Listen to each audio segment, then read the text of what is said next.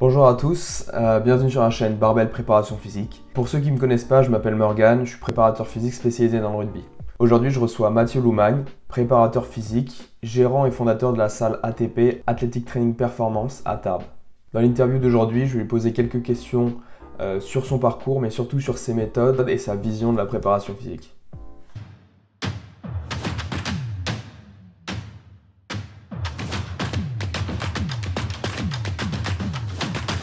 Salut Mathieu, est-ce que du coup tu peux te présenter pour ceux qui ne te connaissent pas, ton nom, ta profession et ce que c'est que ATP? Salut Martin, merci pour l'invitation. Donc du coup, je m'appelle Mathieu Loumagne, j'ai 28 ans. Je suis issu d'une formation STAPS, j'ai fait un master expert en préparation physique et mentale au STAPS de Tarbes. Plus en parallèle, j'ai fait un brevet fédéral niveau 3 en haltérophilie, musculation, force athlétique. ATP, c'est venu comment? C'est un projet justement que j'ai élaboré au STAPS avec un pote. On voulait créer un peu une association de préparateurs physiques où il y avait un gage de qualité. On voulait un peu contrecarrer l'impact des BPGEPS et on trouvait un peu injuste que des BPGEPS se proclament préparateurs physiques alors que nous on avait fait 5 ans d'études. Donc on voulait en fait, si tu veux, créer une sorte de ligue, d'une association où on réunissait les préparateurs physiques et on avait plein de petites idées et plein de petits projets. Donc on avait créé FPS, c'était Forme Performance Santé, avec une élaboration et une ébauche du logo d'ATP qui était déjà très proche de l'actuel en fait. À la fin des études, automatiquement, tu n'as pas forcément de budget pour ouvrir une salle et te lancer. Donc on avait créé la page Instagram ATP Prépa Physique. On avait commencé à poster des petits exos, des petits conseils, etc. On commençait à avoir nos athlètes et on commençait déjà à prendre forme un petit peu. Et puis c'est quand tu te sens prêt et que tu as les moyens financiers de te lancer que tu te lances, et que du coup on a créé la salle en 2018, donc 3 ans après la fin du master, quoi. Donc ce qui est relativement assez rapide, mais voilà, donc là aujourd'hui ça fera en juin, ça fera 3 ans que ATP est ouvert à Tarbes du coup. J'avais vu dans le podcast de Upside Strength que tu avais fait du karaté à haut niveau. Très bon podcast d'ailleurs de Upside Strength, je vous mets les liens en description. Et également du rugby, est-ce que tu peux me dire un peu ce que chacun de ces sports t'a apporté, que ce soit dans ton métier ou juste sur ton mental, tes méthodes que tu utilises au quotidien? Le karaté, vraiment, ça m'a apporté une notion de combativité, le côté compétitif, d'engagement aussi, c'est-à-dire que quand tu te retrouves sur le tatami en 1 contre 1 et que tu fais ton combat, il y a quand même une certaine adrénaline, une certaine pression. Il faut aimer le combat, il faut aimer se rentrer dedans, comme on dit. Donc c'est vraiment ce côté-là que j'ai aimé, puis de rien lâcher. Il faut rien lâcher dans un combat, quoi. Si tu baisses les bras, tu te prends des coups de pied, tu prends des coups de poing. Donc t'as ce côté combativité, donc que tu retrouves après dans le sport et que tu utilises. Donc du coup j'ai utilisé en rugby et que j'utilise actuellement en crossfit, le côté de jamais baisser les bras et toujours aller à fond. Mais aussi dans la vie de tous les jours, quoi. Donc le karaté, ça a été une très bonne école. Ça t'apporte aussi de la rigueur, du sérieux, du respect. Tu es obligé au début de chaque entraînement, tu te mets à genoux, il y a un protocole à mettre en place où tu salues tes aînés, il y a toute une forme de respect qui est présente. Même quand tu rentres dans un combat, il faut saluer ton adversaire, etc. Donc il y a des valeurs qui ont été créées à travers ce sport et que j'ai gardées. Et puis des valeurs que tu retrouves aussi au final en rugby. En rugby, tu as toujours cette notion de combat, d'engagement, de respect de l'adversaire, tu l'as plus ou moins, même si tu es dans un combat et qu'il y en a certains qui sont un peu cons en rugby et tu te prends des coups de poing, des fourchettes, mais il y a quand même, ça reste le sport et il y a quand même cette notion de respect et de rigueur. Sur le plan professionnel, le rugby m'a apporté cette notion de communauté et d'esprit d'équipe que j'ai voulu vraiment transmettre chez ATP. C'est-à-dire que dans une salle de sport, c'est souvent individualiste, les gens sont plutôt de leur côté, etc. Le CrossFit a apporté cette notion de communauté dans les salles. Bon, pour avoir fait du CrossFit aussi et pour avoir coaché un CrossFit, voilà, j'ai voulu remettre cette ambiance un petit peu rugby. On n'hésite pas le vendredi soir à sortir les bières après l'entraînement, même si c'est pas très sport et tout, mais bon, voilà, après tout. C'est l'esprit communautaire. Ouais, voilà, on a 80% de nos adhérents, ils viennent là, c'est du sport santé, ils sont là pour se dépenser, passer du bon moment.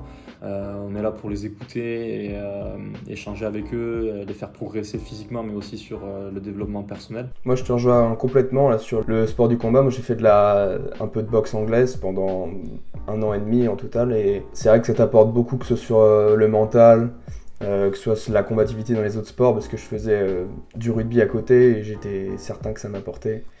Et pour l'aspect communautaire, c'est vrai que c'est quelque chose qui peut vraiment faire la différence quand t'as pas l'habitude des sports collectifs, d'avoir une équipe qui est derrière toi, des gens qui comptent sur toi, ça peut vraiment faire la différence au niveau mental et sur tes perfs aussi. Ouais, tout à fait. Bah, tu prends des coups tout le temps, donc il faut savoir les rendre et il faut savoir les encaisser et ça c'est important, hein, ça te forge un caractère pour toutes les épreuves après. Et puis ouais, pour le respect aussi. Même si tu te prends des coups de poing dans les rucks, il y a quand même un petit peu de respect. À la fin, tu fais la haie pour l'adversaire. Et je reviens un petit peu sur ton parcours STAPS. Pour ceux qui ne savent pas, en STAPS, il y a plein de spécialités. Tu peux te spécialiser dans 4 choses différentes à l'heure actuelle. Je suppose que tu as fait entraînement sportif et OPS pour ton master. Est-ce qu'il y avait d'autres spécialités qui pouvaient t'intéresser dans STAPS, dans les milieux du sport en général? Non, je suis parti vraiment STAPS. Je savais que je partais dans l'entraînement sportif, que je voulais faire préparateur physique. Voilà, je savais que quand je suis rentré en STAPS, je savais déjà les options que j'allais choisir, les spécialités que j'allais prendre. Le parcours était déjà tout tracé, quoi. Il n'y avait pas d'hésitation là-dessus, quoi. Et pour toi, c'est quoi le premier but finalement du prépa physique? C'est quoi son rôle principal dans la vie des athlètes?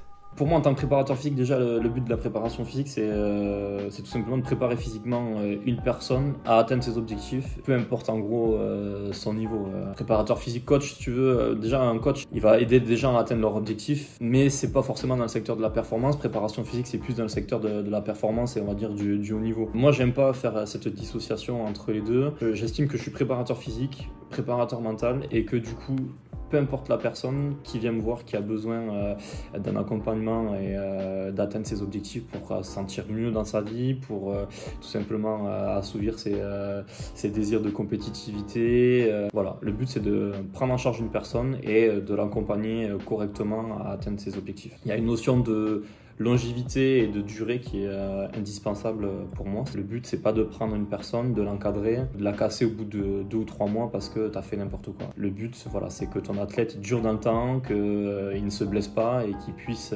profiter au maximum de sa saison sportive, de sa carrière sportive ou de sa compétition. C'est indispensable. Optimiser la machine et le moteur qui est l'être humain. Je suis complètement fan du fonctionnement du corps humain. Je trouve qu'on est une machine vraiment très complexe, vraiment très intéressante. Je voulais être préparateur physique déjà pour avoir le cursus STAPS et apprendre au maximum sur le corps humain et puis ensuite être capable d'optimiser la machine chez tout le monde, quoi. Le but premier de la préparation physique, pour moi c'est un petit peu tout ça, quoi. C'est optimiser la machine, prévenir les blessures. Voilà. Et peu importe les objectifs, que ce soit arriver à faire une traction, arriver à courir pendant 1 heure, c'est pas que le haut niveau, c'est améliorer.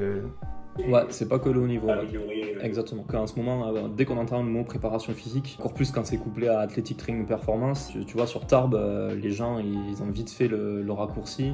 Ouais, mais nous, on va pas aller chez ATB, chez Athletic Training Performance, parce que c'est de la préparation physique, parce que c'est fait que pour les sportifs de haut niveau. Ouais, non, j'ai Elisabeth et Gérard qui ont 75 ans, qui viennent tous les matins, et ils sont pas sportifs de haut niveau. Vraiment, 2 pôles, le pôle santé, le pôle performance. Un préparateur physique, un coach doit être capable d'encadrer un panel très large de personnes sans limite. Et c'est ce qu'on nous apprend en STAPS d'ailleurs. On nous apprend les différents types de personnes, les personnes en surpoids, les personnes âgées, les femmes aussi, parce que mine de rien ça reste différent de l'entraînement des hommes. Et ouais, être prépa physique, c'est aussi pouvoir encadrer un panel assez large de personnes, quoi. Complètement, complètement. Et puis il faut être capable de savoir tout faire quoi. Quand tu es préparateur physique ou quand tu es coach, tu sais pas le client que tu auras demain, tu sais pas ce que tu auras comme opportunité dans les années à venir. Et si tu n'es pas prêt ou si tu sais pas te préparer ou que tu trouves pas un maximum d'esprit ou tu te pénalises en soi dans tes opportunités et dans ta façon d'évoluer. Je vais rebondir sur ça d'ailleurs, sur être capable de faire différentes choses. Moi personnellement, je suis spécialisé dans le rugby et j'hésite pas à me positionner en tant qu'expert, si tu veux, dans la préparation physique du rugby. Pourtant, j'en ai pas fait 10 ans à haut niveau. Et je voulais savoir un petit peu, c'est quoi ton avis sur ça, sur la légitimité des personnes à coacher une discipline qu'ils n'ont pas forcément pratiquée ou qui sont pas forcément des experts du jeu et de cette discipline en question. Déjà, moi, le premier truc que j'ai entendu une fois et qu'on m'a dit, alors je me rappelle plus qui c'est qui me l'a dit ou je l'ai lu, mais c'est pas parce que tu as été un bon athlète que tu feras forcément un bon entraîneur. Mais c'est valable en tant que préparateur physique aussi. C'est pas parce que tu as été un bon athlète que tu seras un bon préparateur physique. Ça va absolument rien dire. Et moi, c'est ce qui m'énerve un petit peu, c'est que tu as beaucoup d'anciens sportifs de haut niveau qui se reconvertissent en coach, en préparateur physique ou en entraîneur et qui jouent sur leur légitimité de sportif de haut niveau pour essayer de faire valoir leur qualité de coach.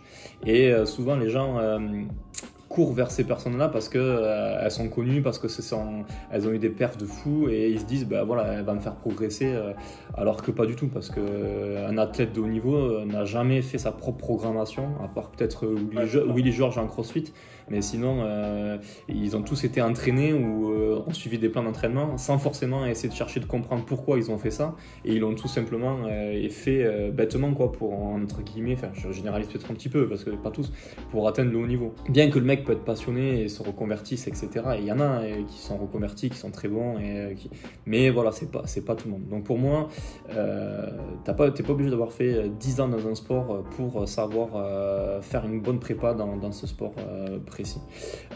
Il faut une capacité d'analyse, c'est surtout ça qui est important et qui est déterminant, c'est-à-dire qu'il faut comprendre le sport en lui-même et les exigences du sport. C'est-à-dire que si tu prends un sport où c'est des intervalles, par exemple en BMX, j'ai jamais fait de BMX de ma vie et pourtant j'ai encadré 4 personnes en BMX et ce sont des courses qui sont très courtes, qui font 1 minute 30 d'efforts, donc c'est plutôt des efforts qui sont courts et intenses. Quand tu vas faire ta prépa, si tu prends pas en compte le sport et que tu t'y intéresses pas un minimum, c'est sûr que tu peux pas produire un programme adapté. Tu vas pas faire un footing d'1 heure à un mec qui va faire des efforts de 1 minute 30 en compétition. Il faut vraiment comprendre l'exigence de chaque sport. Et par exemple, l'autre jour je regardais sur Stade 2 le reportage qu'il y a eu sur le kayakiste français et qui se prépare pour les prochains Jeux Olympiques, qui a été champion du monde ou champion olympique là, il y a pas très longtemps. Dans les eaux vives, ils expliquaient par exemple le nombre de coups de rame qu'ils mettaient à droite, le nombre de coups de rame qu'ils mettaient à gauche, etc. Et je trouve que ça, c'est des données qu'il faut connaître et qu'il faut être capable d'analyser pour ensuite préparer ton athlète. C'est-à-dire que si tu sais pas qu'en canoë, il faut mettre un coup de pagaie dans l'eau, que du coup, tu as une grosse contraction isométrique sur le haut du corps avec un engagement très important de la sangle abdominale et surtout dans la rotation, c'est compliqué. Voilà, il faut avoir cette capacité d'analyse pour ensuite produire un programme adapté, quoi. Et à partir du moment où tu as cette capacité d'analyse, que tu comprends le mouvement, que tu comprends les exigences du mouvement et que tu connais les méthodes pour améliorer tout ça, il n'y a pas de souci pour faire un programme et une bonne préparation physique, quoi. Pas besoin d'avoir pratiqué le canoë-kayak pendant 10 ans pour savoir que il faut être très fort sur les abdos et très fort sur le haut du corps.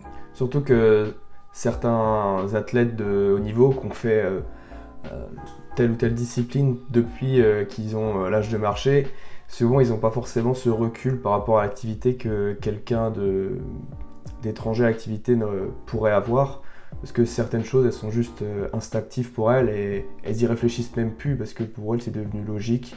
Et c'est aussi le travail du préparateur physique de faire cette analyse là et de s'adapter un petit peu à chacune des disciplines, quoi. Chose qu'un athlète pourrait pas forcément voir de sa perception d'athlète, tout simplement.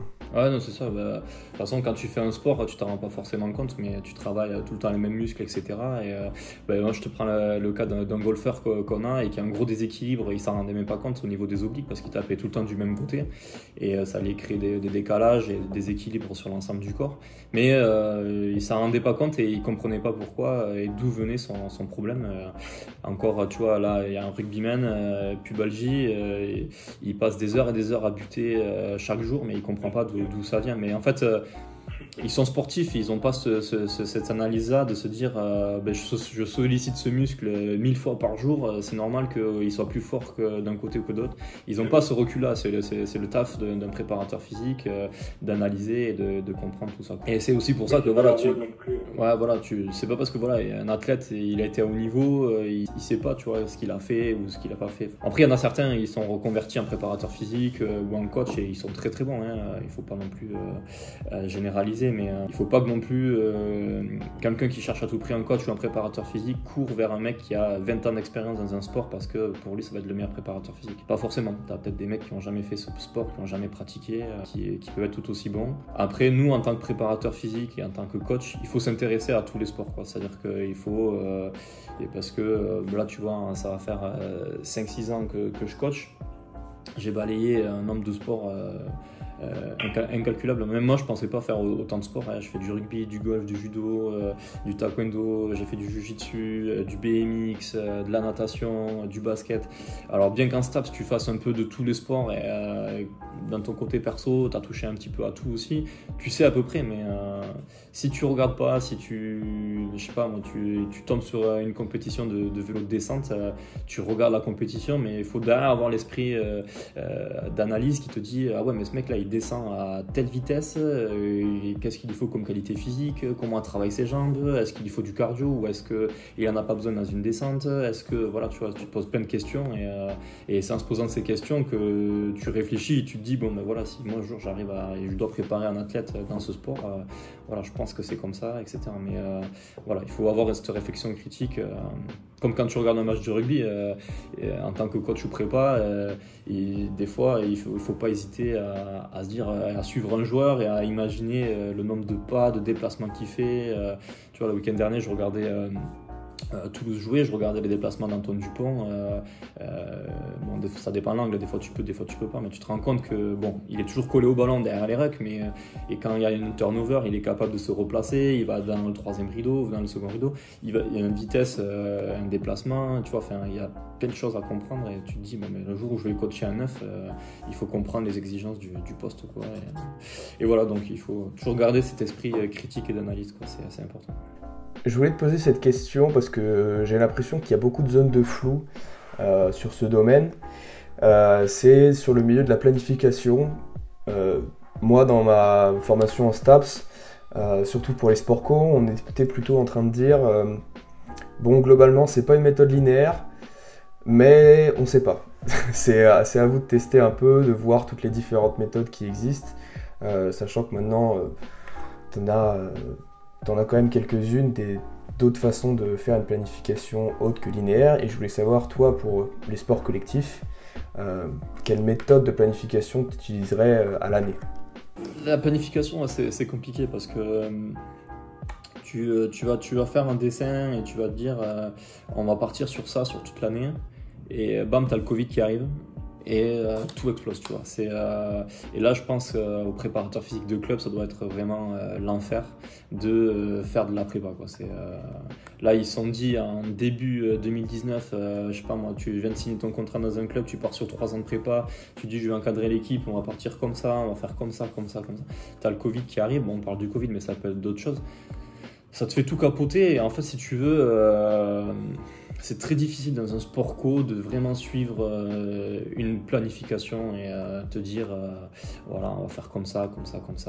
Il y a les matchs annulés, il y a les matchs reportés, il y a l'état de forme des joueurs, il y a tellement de choses qui rentrent en jeu, si tu veux, que tu peux faire une planification, tracer des lignes, alors que ça soit linéaire, ondulatoire, ce que tu veux. Moi, pour moi, il n'y a pas de vérité, il n'y a pas de solution. Et je pense que dans les sports co, c'est très compliqué de faire quelque chose, te dire je vais faire un bloc là de force, là après je vais faire de la vitesse, après je vais faire ça. C'est trop compliqué pour gérer tout ça. Au final, quand tu entends les joueurs parler, souvent le moment où ils progressent le plus, c'est le moment où ils sont blessés, en fait, où ils sont de retour de blessure parce qu'ils ont le temps de vraiment développer des qualités physiques. Un sport co, ouais, surtout. Après, un sport individuel, c'est différent. Tu peux plus facilement planifier parce que tu as des échéances qui sont à date, tu as des mois de préparation en amont, c'est complètement différent. Dans une planif individuelle, dans certains sports, tu peux faire du linéaire, tu peux faire du ondulatoire, tu peux vraiment t'amuser, tu peux vraiment anticiper, tu peux vraiment rechercher les effets retardés, etc. Dans un sport co, c'est vraiment beaucoup trop compliqué puis tu as l'effectif à gérer, c'est beaucoup trop compliqué de faire une programmation. Du coup, ce que je faisais quand je bossais en rugby, c'est que je faisais en fonction de l'état de forme des joueurs et j'essaie d'individualiser au max, quelque chose qui est très compliqué, et je faisais un petit peu tout à chaque fois. Et là encore, les rugbymen que j'ai, alors maintenant je coach plutôt en individuel, j'ai arrêté le collectif. Voilà, on fait un peu tout. Tous les jours, c'est-à-dire qu'on va essayer de caler un rappel de force chaque semaine, même s'il y a un match le week-end, mais voilà, il faut programmer intelligemment le rappel de force. La semaine d'après, s'il n'y a pas match, bon, on va mettre un peu plus de volume sur la séance force. On va quand même faire de l'explo un petit peu tous les jours, mais à des degrés différents. On fait de la prévention de blessures, on fait du gainage, on fait un peu de renforcement. Mais en fait, tu bricoles et tu préviens les blessures. Tu cherches à faire durer l'athlète dans le temps. Le but, c'est que ton sportif, il a 30 matchs dans l'année, c'est qu'il fasse les 30 matchs et qu'il soit bien sur les 30 matchs. Et pour moi, c'est une erreur de dire ouais, bah là c'est l'hiver, ok, on va faire un gros bloc de développement de la force, on va partir sur 5x3 la semaine 1, 4x4 la semaine 2, etc. Ouais, mais la période de Noël, c'est un peu là pour récupérer, pour relâcher, t'es pas là pour te cramer nerveusement, donc tu vois, c'est vraiment très compliqué pour moi d'avoir une programmation, une planification préétablie. Voilà, c'est plus moi je suis plus au feeling sur la semaine, sur faire des rappels d'un petit peu tout le temps, et dès que je sens qu'il y a une opportunité de développer, je développe, mais s'il n'y a pas, tant pis, on maintient et on essaie de développer quand les moments sont propices, alors à prendre en compte. Je reviens sur l'aspect longévité que tu as évoqué, mais c'était le prépa physique du REC, qui s'appelle Mathieu aussi, qui nous avait dit cette phrase à la fac. C'est si le joueur peut jouer, c'est 90% du boulot qui est fait. C'est-à-dire qu'un joueur qui se blesse pas, qui peut faire les matchs, c'est quasiment tout le taf du prépa physique. Et je rebondis sur ça pour te parler un peu de la prévention de blessures. Pour moi, ça fait partie intégrante de l'activité, de notre profession. Et c'est même plus important, si tu veux, que l'amélioration de la performance. Et moi, je voulais savoir, c'est quoi les outils que tu utilises le plus, que tu préfères le plus pour prévenir les blessures chez tes athlètes? Est-ce que c'est de la proprioception? Est-ce que c'est une méthode d'étirement? C'est quoi tes outils préférés à toi? Juste pour dire qu'en tant que préparateur physique, la prévention des blessures c'est important, c'est l'essentiel, et comme disait ton prof à la fac, quand tu vois le PSG actuellement, ils ont 14 blessés je crois, si je dis pas de bêtises, et tu te dis que le préparateur physique il a peut-être pas fait complètement et correctement son taf, quoi. Ouais. Je pense qu'il y a vraiment une couille dans la prépa au PSG, et que ça a été soit trop intensif ou soit pas adapté sur le moment. En termes de prévention de blessures, moi je préconise des choses qui sont essentielles et qui sont basiques, c'est-à-dire une bonne alimentation, une bonne nutrition. La diète pour moi c'est indispensable, et ça je discute beaucoup avec mes athlètes pour qu'ils comprennent qu'au final quand tu es rugby, que tu te fais une troisième mi-temps qui dure tout un week-end, c'est pas forcément bon pour ta récup, et qu'après quand tu réattaques la semaine avec de la prépa, etc., c'est pas bon. Te mettre une cuite le jeudi alors que tu joues le samedi, c'est pas très bon non plus, et après les joueurs s'étonnent d'avoir des crampes, s'étonnent de pas être performants, des inflammations aussi, avec l'équilibre acido-basique. Des inflammations carrément, carrément. Donc tu te dis, voilà, déjà pour moi c'est ça. Ça dépend de ton niveau. C'est sûr que si tu joues à petit niveau, tu le fais pour le fun, que tu te mettes une troisième mi-temps, il n'y a pas de souci. Mais quand tu vois des joueurs de Pro D2 qui se mettent une cartouche le jeudi et qui vont jouer le samedi et qui s'en remettent une le samedi soir, et des fois le dimanche, tu te dis là il y a un souci quand même, tu es quand même sportif de haut niveau, à un moment tu te respectes un petit peu et tu fais ce qu'il faut pour être performant. Et après on s'étonne que le club il descende d'une catégorie, que plus rien ne va, mais bon, si les joueurs passent leur temps à picoler, voilà, je veux bien qu'on soit dans le sud-ouest, je veux bien que le rugby ça reste un sport festif où on aime bien faire l'apéro, mais bon, tu vois, un mec comme Wilkinson, dans son livre il dit, il se met jamais de cuite, alors que quand il raconte ses anecdotes, tu te rends bien compte que les trois quarts de l'équipe sont pas dans son même état d'esprit. Mais après c'est là où tu vois la différence entre entre Wilkinson, qui a été un des meilleurs joueurs de ces dernières années, qui a une hygiène de vie irréprochable, et des joueurs qui auraient pu atteindre ce niveau, mais qui ont préféré manger un petit peu trop ou un peu trop picolé. La diète, la récupération, le sommeil, si déjà tu as une bonne alimentation, que tu dors bien, tu fais attention à bien t'hydrater, on va dire que tu optimises ta récupération à 70%, tu as fait le plus gros du travail. Des fois, il faut savoir prendre des jours off aussi, je le dis à mes athlètes, il faut ne pas hésiter, certains jours, se dire je suis pas en forme, je coupe, tant pis, je m'entraîne pas, et je vais faire juste du stretching et je le ferai mieux demain.